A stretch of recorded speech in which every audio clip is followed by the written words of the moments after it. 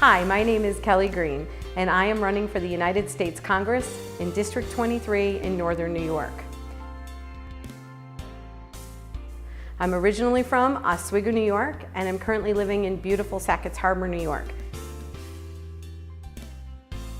I am a constitutional, fiscal, social, and Christian conservative, and I am looking forward to representing this district in the United States Congress.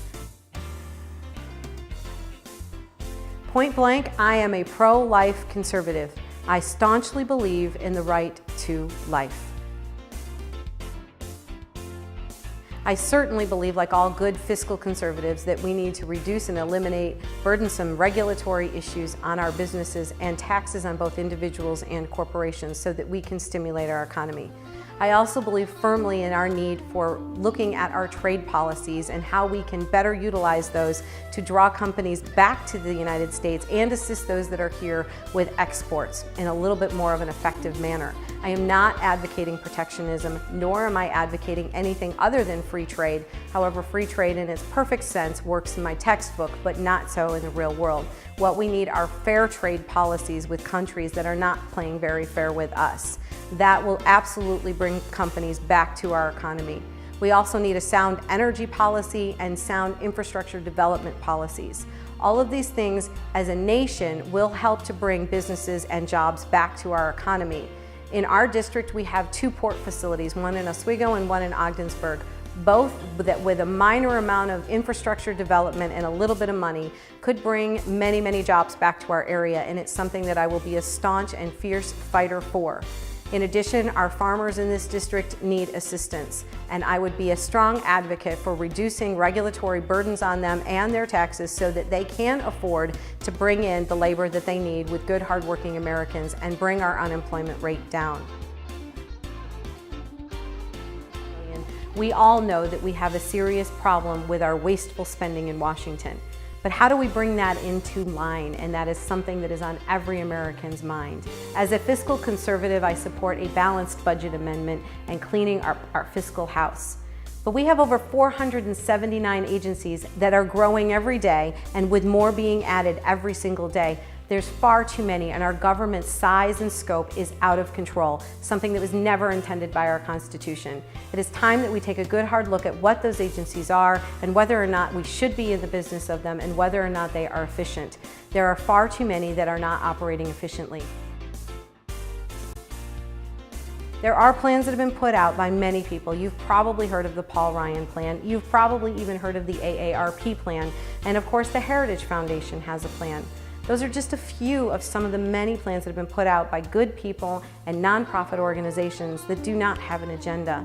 It is the responsibility of our elected officials in our United States Congress to look at these programs and to come up with a solution. For every year that they fail to come up with a plan to protect those who are on it and preserve it for the future, they increase that deficit by another $1 or $2 trillion. Doing nothing is not an option, and I am asking for your support as I fight for all of us to make sure that we have fiscal responsibility and the programs that we need. On the issue of our veterans, it's something that I take very personally and I'm very passionate about.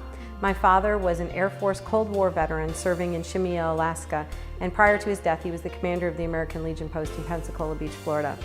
Something that he instilled in me a long time ago was to have a profound respect for those men and women who are willing to stand up in an all-volunteer military and serve this country, something that most of us take for granted and are not willing to do.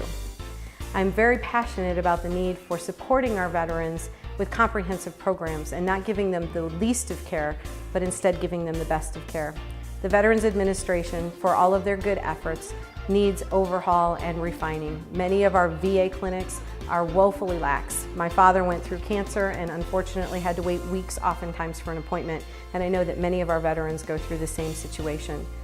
Why is it that we serve the men and women who serve this country with lower end services than what we would expect of ourselves and from our country if we were given those same services? Why is it that the men and women of our military are paid so poorly that many of them have to live on food stamps just to get by? I have a strong supporter that the United States Congress, and frankly any government employee, shouldn't be given another pay raise until the men and women of our military are given one. and bring them up to a standard of cost of living where they can subsist. These are people who are serving our country and defending our freedoms. We should be eternally grateful to them, and we should be giving them more along the lines of a real paycheck. And we should be doing all that we can to serve our veterans who have served us so valiantly. We do not have a comprehensive border security plan that will protect us, where we have nuclear plants, a military base, and the good, hardworking citizens of New York. It wouldn't be difficult to come across that Canadian border and the many places that are unprotected for anybody, whether trafficking drugs or for other purposes such as terrorism. This is something that we cannot let go unsecured, and it is the government's responsibility to ensure our safety and our well-being. That's their number one role. On the issue of illegal immigration, we don't tend to think about it in northern New York. We think about this as something that happens on our southern border. But the United States as a whole, the taxpayers of this country, are footing the bill to the tune of about $113 billion a year for illegals, for their education, medication, and for those who go to jail and incarceration. Now, that's not my number. That is a number that is put out by the Federation of American Immigration Reform.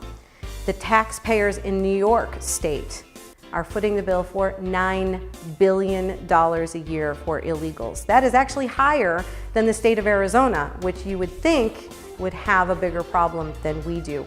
Why are we in our state and even in our nation paying that kind of money so that we can support people who have broken our laws and are here? We cannot continue to drain our system and our social system when we have incredibly high unemployment and the good, hardworking people of America do not have the benefits that some of these illegals are achieving. I absolutely support legal immigration. That is what this country was always founded on. But it is imperative that those who come to this country are productive members of our society and do not be a burden and a drain on our system. Again, my name is Kellie Greene, and I am running for the United States Congress to represent District 23 in Northern New York. I can think of no better place for me to run to represent my home district, where I was born and raised, where my family is, and where my roots are. This is the place that I am choosing at this point in my life to call home, and I am honored to be back here, and I can't wait to serve you. I am asking for your support, and I'm asking for your vote, so please remember to vote for Kellie Greene on Election Day.